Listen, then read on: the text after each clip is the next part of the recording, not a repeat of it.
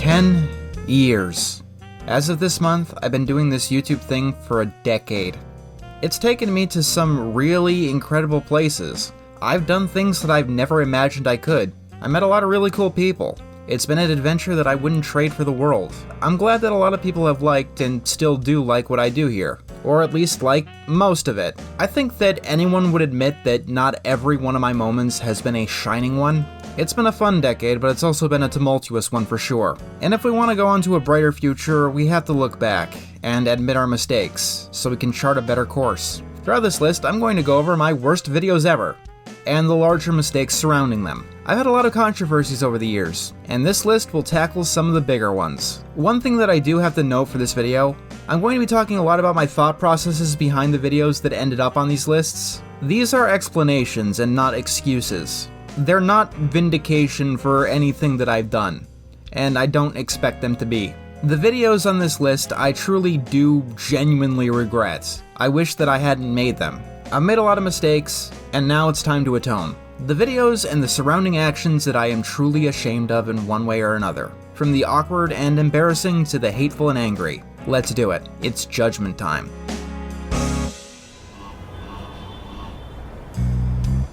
Before we begin though, I thought that I'd get some dishonorable mentions out of the way. First up, 2013 as a whole is disqualified. While there are a couple of videos from back then I stand by today, most of it was made up of me awkwardly figuring out what I was doing and spamming out videos like there was no tomorrow. I at the very least want this video to be a little bit varied. However, I will give special mentions to Tentaclino for turning a cartoon writer into a villain, Lupes Revenge for saying some of the stupidest naive shit that I have ever said. There's also Goodbye to Blue versus Magical Mystery Cure because of old drama that's not even worth delving up today. Also, if you do find a copy of my review of Lupes Revenge in any capacity, I disown literally everything I say in it. There was also this area between animated atrocities 86 to 99. While not every video there was bad for the time, like Doggy Poo or Screams of Silence, I was extremely burnt out in that time period, and my computer was on its last legs. It's another era I don't really stand by. Special mention to the Girls Gone Mild review, which I basically used to rant about the Powerpuff Girls reboot before it even came out.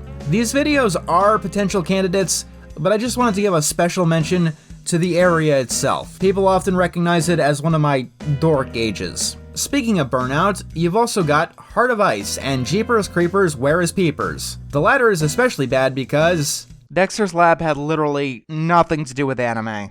I was stupid. Then there's Pets or Pests. The script is completely fine, at least for the time, but unregistered hypercam what? Elf Bowling the movie I think has a lot of good jokes, but just editing the audio made me realize, yeah fuck, I need to calm down. Mrs. Gorf is made completely redundant by my Wayside video. Treasure Map and Ball of Revenge because I don't think what I reviewed is actually bad.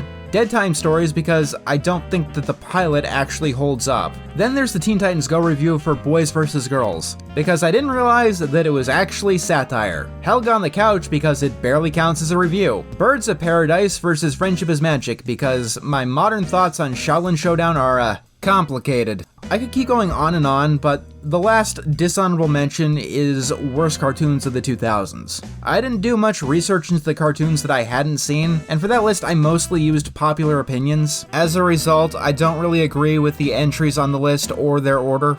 I do plan on remaking it sometime to better reflect my modern opinions. So, without further ado, let's get into some of my biggest fuck-ups of all time. Was a cup of good intentions, a tablespoon of one big mess, a dash of overreaction, and I assume you know the rest. A lot of people are probably expecting Nickelrama on this list, especially as even I have talked down the project, so let's really get into it. I wanted to do something special in 2019, really taking advantage of the December season. So I took inspiration from Doug Walker's Disneycember, in which he decided to review every single 2D film in the Disney animated canon, and later expanded to other areas. This was an overly ambitious project, as I decided I was not going to review movies, but full-on cartoons. I started sometime in October. Some of the earliest reviews were for shows like Invader Zim or Ah Real Monsters, and this was still not enough time to watch almost 50 full cartoons. Never mind record and edit the videos. Not every single cartoon got the attention that it deserved. All too often I went off of memory or tried a vertical slice strategy that obviously sold a lot of shows short. A lot of the reviews came across as first impressions, and many others could have been better worded. Never mind the editing on some of these. This cat looks like a Neopet! What cat? I should have done a lot better with a lot of these shows, like Chalk Zone or The Mighty Bee. It wasn't always my fault. Loud House got a lot worse after my review of it, and shows like Mr. Meaty or The X's were exceptionally hard to find footage of. But most of the problems with Nickelrama was my fault. However, I don't want to throw the baby out with the bathwater on this one. I don't think that the whole project was a flop. I still stand by quite a few of the videos in Nickelrama. SpongeBob, Fairly OddParents, Invader Zim, Hey Arnold, Avatar. These are shows that I know front to back, and I think that I gave them a fairly accurate review. However, there is one review in Nickelrama that definitely struck a chord, and that was the episode on Rise of the Teenage Mutant Ninja Turtles. Right from the start, the editing is awful here, to the point where it literally contradicts just about everything that I say. I'll be getting deeper into editing in a later entry on this list, but for the time being, I had Rebecca, Star Giant Productions, help me with a lot of these. I shouldn't have. Tight schedules can force you to make stupid decisions. Putting that aside though, I should have watched this show a lot more closely, and I should have watched a lot more of the show. Even from what I did watch, the script should have been a lot stronger. Like, I brought up a random Ghibli reference like it was a critique. It's just a bad video. There's really not much more to say about it here, especially as this is a video that I'm more or less going to be remaking as we get into the 2023 iteration of Nickelrama. It's just a bad video, and I should have done a lot better. Chalk Zone is probably the other really pressing one in that regard. So, we'll see how this December goes. Was a cup of good intentions, a tablespoon of one big mess, a dash of overreaction, and I assume you know the rest. There's one complaint that I used to get a lot way back when, that I took cartoons too seriously. It was usually because I spent a lot of time watching them, talking about them, making videos about them, like it was my job or something. However, there is a time that I absolutely took a cartoon way too seriously, and that was with 12 Ounce Mouse. Postmodernism. This is gonna be fun. Postmodernism is a very difficult thing to talk about because there's no agreed upon definition. Bad postmodernism tends to look like this, though. According to me, perhaps while high, I decided that 12 Ounce Mouse was a postmodernist piece of art. Or some shit. And I go deep into rants and topics of discussion about art movements that are out of my wheelhouse. It often comes off like speeding through a school zone to question why speeding is against the law. If you believe that art can be made in any way you want and people won't despise it, you've obviously never seen Freddy Got Fingered or Serbian Film.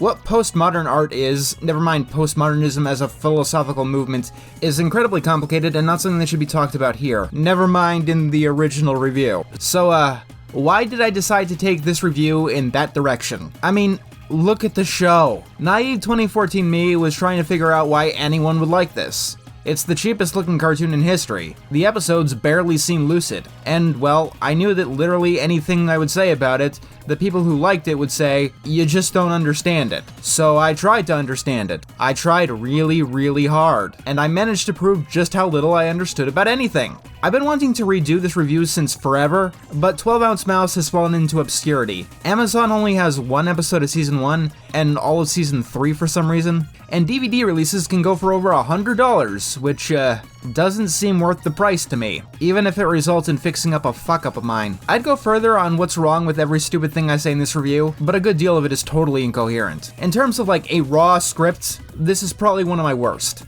It doesn't have the worst singular moments, but it just hits the lowest average all the way through, and basically has nothing redeemable within it. Was a cup of good intentions, a tablespoon of one big mess, a dash of overreaction, and I assume you know the rest. It hurts something a little extra when you have to put one of your most popular videos on a list like this. Yeah, try pulling that one out at a real restaurant. See what happens. So Mr. Krabs gets Patrick to work in order to make up for his bill. This has 2.6 million views. Really. The worst Patrick's a Prick episodes list is my second most viewed video. Honestly, it doesn't surprise me all that much, considering what the public thought of SpongeBob SquarePants and Patrick as a character at the time. but the video I made is just so bad. I mean, most of it is fairly typical for the era. The choices are whatever, I probably agree with their placement today. But we have a stark script, terrible editing, a transition song that I had to remove due to copyright, a broken microphone. Oh yeah, and the ending, where I go on and on about how my dead dog was named after Patrick from SpongeBob. It's a thing that my dog was named after this grotesque cancer imagination. That was true, but how is it a point? If I name a dog Scooby, does that make Velma better or worse? Does it mean anything? No, it doesn't. Well, I guess it means something if I decide to use that fact as an argument. It means that I'm a giant prick. If I could take it aside for a moment, it's things like this that really do kill me inside. Back in 2014, I was the prick. I was an asshole. Never mind whatever Patrick was doing. I was insulting people, not caring about anything, and just being a toxic shithead. All of my technicals were bad. Even my best videos had errors that none of my contemporaries would be caught dead with. And yet, I was more popular than I would ever be again. Following that train of thought mentally fucks you up. You begin asking, why? When I was the shithead who thought talking about his dead dog had merit, when I insulted people, when I put no care into the editing, why was I successful on the platform then? As I stopped doing those things, the numbers went south. Is that what people want me to be? Is that what the algorithm is asking for? Was I only ever really liked, ironically, people laughing at this shithead? Or does it not matter what kind of shithead I am, as long as it's in a top 10 about how bad SpongeBob is bad? It might sound off topic, but it is a reason why this is on the list and higher than the things that came previously. For my top 10 worst videos of all time, context is highly important. And videos like this one, and the Sanjay and Craig video where I was so unprofessional I mixed up the two main characters' names, have just done the worst kind of number on my mental state. That Sanjay and Craig video also has over 1 million views, by the way. Oh, SpongeBob, why?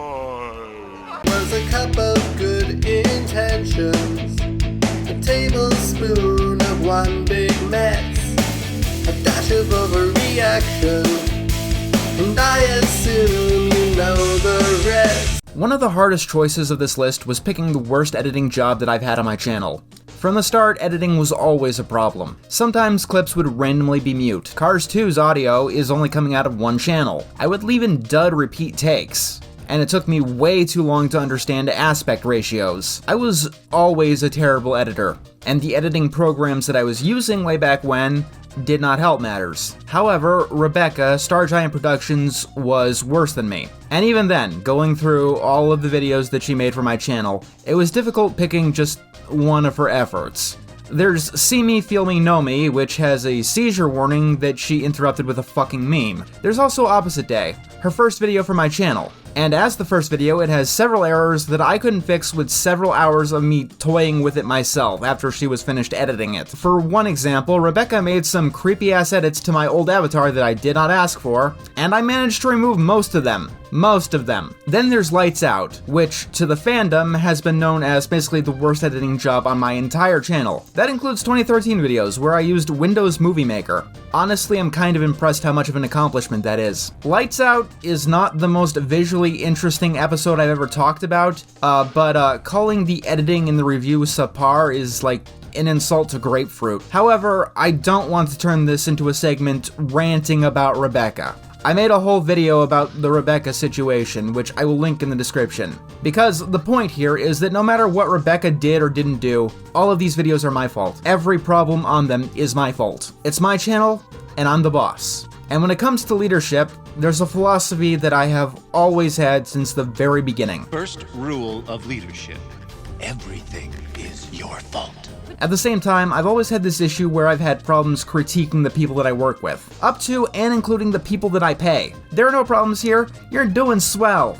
Making matters even more difficult, most of the people that I've worked with on projects have been my friends at one point or another. Whether it was awkward shyness, not wanting to be mean, or I don't want to bother them, it's been an obstacle that I've had trouble getting over.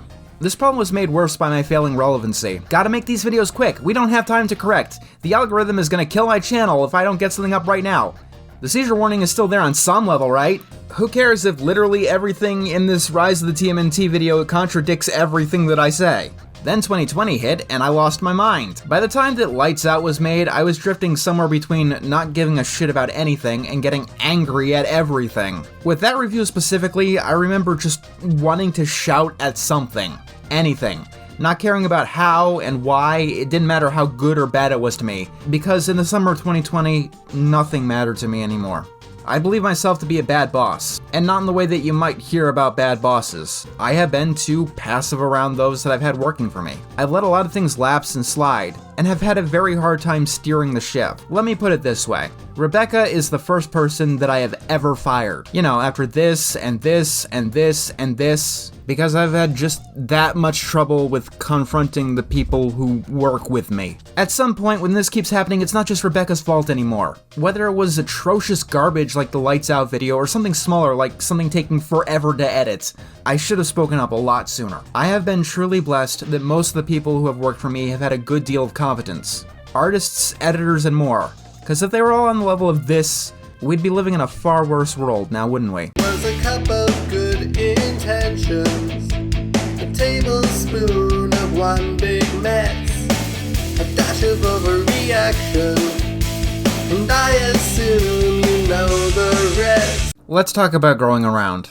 Ever since 2014, this has been my own little idea for a cartoon and a creative series, and it's been my passion project that I'm usually working on when I'm not doing this review stuff. In the spring of 2018, I got tired of waiting around and decided to make it happen. I was going to have a crowdfunding campaign, an Indiegogo, and get that first episode produced. By this point, you probably know how the story ends.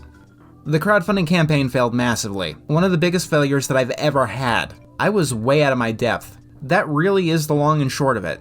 I did do a ton of research. I looked into all kinds of other Kickstarter projects, and I figured out what caused them to succeed and what caused them to fail. I had multiple other people, including people recommended to me, look over the script for the announcement. Well, let's start with the massive budget that I was asking for. Now, television animation does actually have huge budgets like this, even for something that doesn't look like it, like SpongeBob. Never mind shows like Family Guy that cost over $1 million per episode. But here's the thing. I am funny YouTube man. I am not television man. This number is insane for YouTube man to ask for. Television man needs this kind of money because he uses studios with a lot of people. Internet man does not. That, if nothing else, killed the crowdfunding project. This kind of budget is probably enough for like a season of an internet show. And it's where most people got hung up and turned away. But it really was only the tip of the iceberg on how badly this was run. But to talk about all of the other issues, we'll have to put the budget thing aside. I was crowdfunding for the first episode, and yet I kept going on and on about the whole IP, the entire series. Several scripts and such were meant to be coming later, afterwards. They weren't a part of the crowdfunding campaign at all. I talked about the meta themes of the show, what I was trying to do as an artist, which isn't exactly what an audience, especially backers, want to hear. They want to hear about the characters, more so than they want to hear about the overall themes. Speaking of that, I was always terrible at communicating the concept of my series. From the start, as soon as I thought of something, everyone else would hear it too, and every new idea led to new questions that I couldn't really answer, at least at the time. When this crowdfunding campaign did happen, people had such a skewed idea what was actually going on with the project. Not to mention, I was learning in real time. Even ignoring the crowdfunding, Growing Around was the first time that I put this much effort, this much detail in building a constructed world. And as you go along and get better, old things change. However, when you tell everyone everything all along the way, people get your old ideas and don't go further than that. And they get stuck with these outdated versions of your concept. I'm not blaming anyone for that, it's just how it is. Not helping is me writing a book that detailed an older version of the world and the characters. I will also mention, a lot of people seem to think that I just gave up and walked away and abandoned Growing Around. I haven't. I've actually been working and refining things behind the scenes. I don't talk about it publicly too much these days because I don't want people getting any more skewed ideas. I do want to see Growing Around made in some form or another, one that I can truly be proud of in the end, whether it's eventually something animated or something as simple as another book. I know that no matter what, I'm never going to do something as stupid as this Indiegogo again. Honestly, I should have taken Butch Hartman's Kickstarter as an omen, which coincidentally happened like at the exact same time as my Indiegogo. But in 2018 and 2019, I wasn't exactly interested in looking at red flags. Early in 2018, I had a near-death experience. Combined with my viewership starting to fall, I felt that I had to do something before it was too late, while I still had an audience. And I will say, it did lead to some good things along the way, most notably technocracy. But it also led to this botched Indiegogo campaign, which failed, which, oddly enough, is probably its only saving grace, and why it's not higher on this list. Making a crowdfunding campaign and failing it is embarrassing. Succeeding and having that kind of ineptitude is career destroying. Was a cup of good intentions, a tablespoon of one big mess, a dash of overreaction, and I assume you know the rest. You knew it was coming. This film takes place less than a year after the September 11th terrorist attacks. I bring this up because it radically altered the culture of the time. So if you randomly stumbled upon this YouTube channel, you might know me as the guy who makes Animated Atrocities, a series where I take a look at bad and mediocre cartoons and review select episodes. But in all likelihood, you know me as the guy who complained that the film Turning Red, which I have been informed takes place in Canada, doesn't have references to 9/11 in it. Can I end the segment here? No, I actually gotta elaborate? Okay. So let's get the very obvious out of the way. What I said in that video is probably one of the stupidest things that I've ever said. Here's the thing that's actually humorous to me personally. It's not the stupidest thing that I've ever said, even in regards to just what I've said online. I've had quite a few bad takes in my career, even if we're talking about just my opinions on cartoons. Dexter's Lab had literally nothing to do with anime. Like most people will tell you, Phineas and Ferb was very formulaic. Which is the stupidest take I've ever had? Well, I'll leave that one to the longtime fans. However, I will concede that my Turning Red take is probably the most out there bad take that I've ever made. The obvious question is, what were they thinking? and I mean, does it really matter at this point? Let's just leave it at, I wasn't thinking. My favorite thing about this fuck up is how it kind of snowballed. Like, it started as a bad take, and most of what people said about it was fairly accurate, but then it kept growing and growing and growing, and then it became, he hates this movie because it doesn't mention 9/11. And I mean, like, I don't hate the movie. I never said that I hated the movie. I think Turning Red is okay. It's fine. It's a perfectly acceptable film. It's got good qualities, and it's got bad qualities. Some reviewers might call it a mixed bag. The other big question here, for those who don't know me, is why this video isn't number 1 on this list. I mean, it was a fairly big fuck up on my part. There isn't much of an excuse for it. It's a fuck up so bad that it actually got me trending, to the point where, I'm not even joking about this, I have been talked about in Forbes magazine. That's right, I am a critic who has been mentioned in Forbes. In all seriousness, let's talk about what I did objectively. I said something stupid. Like, it was horrendously stupid. Very, very, very stupid. One of the most stupid things that I've ever said in my life. But it wasn't hateful, it wasn't deceitful. No one got hurt. And in the grand scheme of things, everyone got a good laugh about it. At my expense, but hey, anything to lighten the mood, right? Although I will say that my behavior after this review was not acceptable. I basically got really pissed. I yelled at people. Got insulted by my own father. Insulted one of my old editors. The last one is probably the most shameful thing out of all of them. The fact that the Turning Red take blew up really did baffle me, because, like, here's why it's not number 1 on this list. I've done worse things. For context, this happened after all of the things I said about the pandemic, which we will get to. And even ignoring that saga, throughout my 10 years, I had posted tons of other really, really bad takes and even controversial things. Let's talk about them. Was a cup of good intentions, a tablespoon of one big mess, a dash of overreaction, and I assume you know the rest. Look, I'm just gonna come right out and say it, but this episode is quite frankly disgusting. You know, a video's gotta be pretty bad when I'm happy that copyright kills it. I've made 2 reviews on King of the Hill. They are both god-awful. Like, even for their time. And I'm glad that I can never get them on the platform. Lupes Revenge might be just the worst video that I've ever made. Usted es la peor maestra del mundo, you concentrated pile of stupid! But it's from 2013, so it's disqualified. Uh-oh, Canada is, better. Personally, I'm not really into the I'm offended for you mindset. Then the guy goes on to make the whole video in the I'm offended for you mindset. On behalf of anyone who lives in, has been to, or even cares about Canada, I deeply apologize for this episode's existence. So, this entire review is me being offended on the behalf of Canadians. Like, that's all it is. The entire thing. Is it funny? No. Is it insightful? No.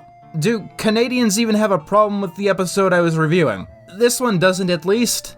I personally have talked down the mindset of being more offended than the person something is targeted at. For example, later on in the extra credits videos, here is a rule of thumb for anyone who wants to fight for social justice. Never be more offended than the people you're fighting for. However, I can't say that it was a change of heart or a conclusion that I eventually came to, because I state that same belief right at the start of the video. Was it supposed to be a joke, or was I really that stupid? I legitimately don't know.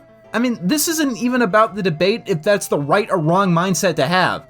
The video legitimately does not make sense to me in hindsight. I do not know how I scripted this with any belief system. Was it that jokes about Canadians specifically were too far? I just keep going on and on about how uncomfortable this episode is, like it's racist or something. You know their name by now. Can you please refer to them by name? It's like you're saying that being Canadian is their primary character trait. And like, Hank's choice is uncomfortable. Lupes Revenge, even. That's uncomfortable. The episode Uh-Oh Canada just says the Canadians over and over again like it's a joke. I'll tell you what's uncomfortable, this review is uncomfortable. It's probably more insulting to Canadians than the actual episode itself. At one point, seriously, I genuinely complain that the Canadian characters have Canadian accents. Seriously. Why yes, they do have thick Canadian accents. Thank you for noticing.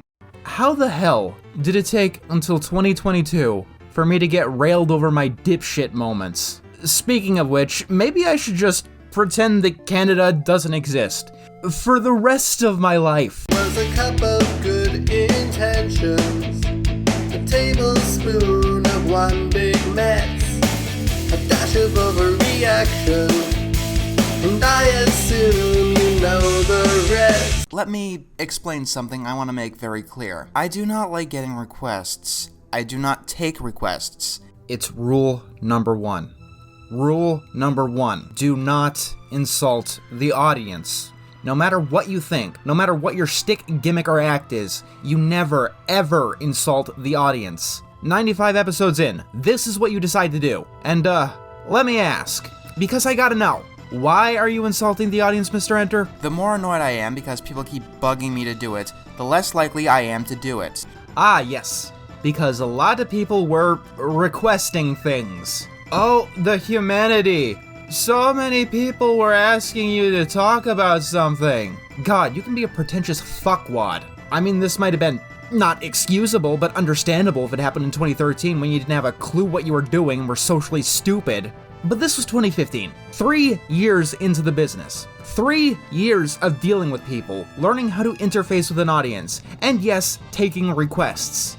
Geez, Mr. Enter, you're so annoyed that people want you to review a thing, and you really, really don't want to review that thing.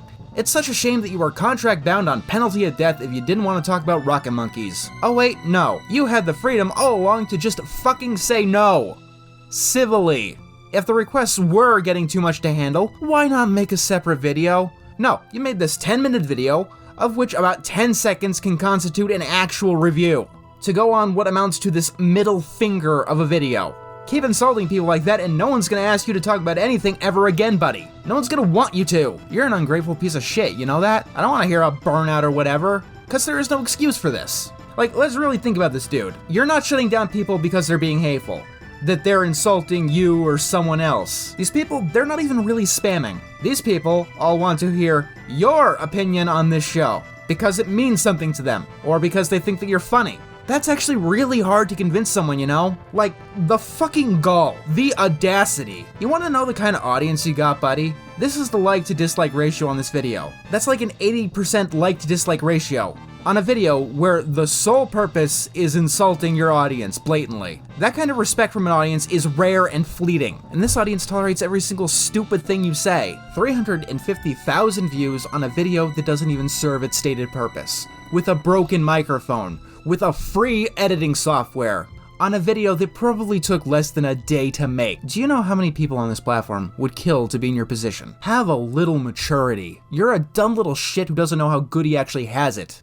I can already tell. You're gonna miss all of this someday. And then you're gonna regret every moment that you spent being ungrateful. Hate every single moment that you just shat something out instead of doing your best. And despise how you treated those who thought your work was something special. Grow the fuck up and do it quick. Was a cup of good intentions, a tablespoon of one big mess, a dash of overreaction, and I assume you know the rest. Now, when SpongeBob does something so horrendous, they tend to do it only once. Well, needless to say, I was wrong. I've talked about the Pet Sitter Pat incident a lot before, so I'm not sure what else to actually say about it on this list. This one is going to be more or less a recap. Back in the late 2000s and early 2010s, a lot of internet personalities thought it'd be fun to mock and ridicule the creators of bad movies, music, books, or in my case, cartoons. Whether those creators actually did anything or not. A lot of creators and even audiences thought that it was funny and they deserved it. Then we learned from social media that actors had miserable lives,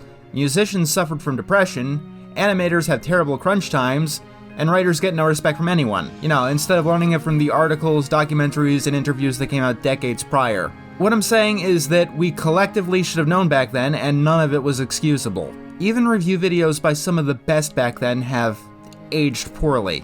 I took inspiration from a lot of bad influences, and then I made them worse. Nostalgia Critic turned Shyamalan into a cartoon character, and so I do the same for a SpongeBob writer that I'm wild mass guessing about. And I do it so much worse. If I was including 2013 videos, Tentaclino would be on the list easily. This guy over here is insulting the personal life of the person who made the art. I should do the same, but do it even worse. I got really harsh and really scathing towards actual, real people. I acted like I really hated people and thought that they were god-awful, for the crime of having an off day at work. The crux of this was on Pet Sitter Pat, when I learned that, oops, some person behind the episode has a Twitter account. Better show everyone in this video where you're insulting him that he's got one. Which, let's call it inadvertently, leads to a bunch of people harassing him on said Twitter.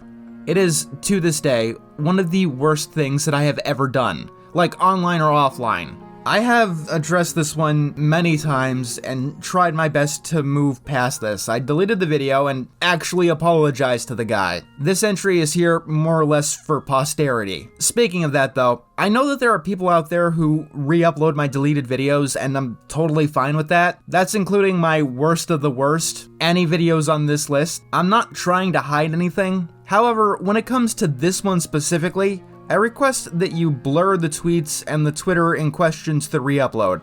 It's been a long time and I don't think anyone really cares anymore, especially as attitudes towards this have changed, but it's better safe than sorry.